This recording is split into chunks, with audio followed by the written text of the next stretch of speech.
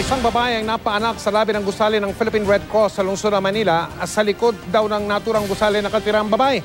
Kaya, nang sumakit ang kanyang tiyan at pumutok ang panubigan, ay inihatid kaagad siya dun sa naturang gusali. Nakatutok si Claire Delphine. Eksklusibong.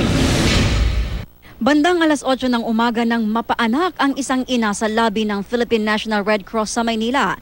Nakatira sa Baseco compound na nasa likod ng PNRC ang babae. Sumakay daw siya ng tricycle kasama ang kanyang asawa nang bigla raw pumutok ang kanyang panubigan. Imbes na lumayo dito sa Red Cross na raw sila hinatid ng tricycle driver. Agad namang tumulong ang Emergency Response Unit ng Red Cross na kagagaling lang palang rumesponde sa isang sunog. Nakita po namin na lumalabas na po yung ulo ng bata. Napili po namin na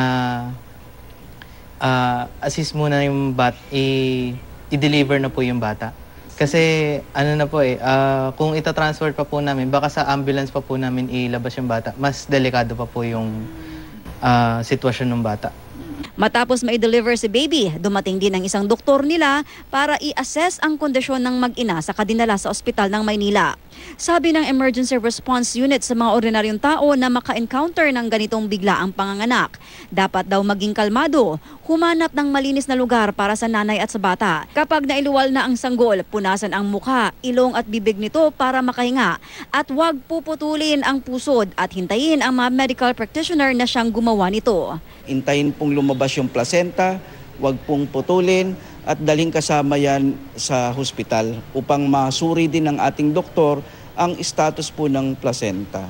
Dinala sa ospital ng Maynila ang mag-ina. Nasa mabuting kondisyon naman daw sila ayon sa mga doktor dito.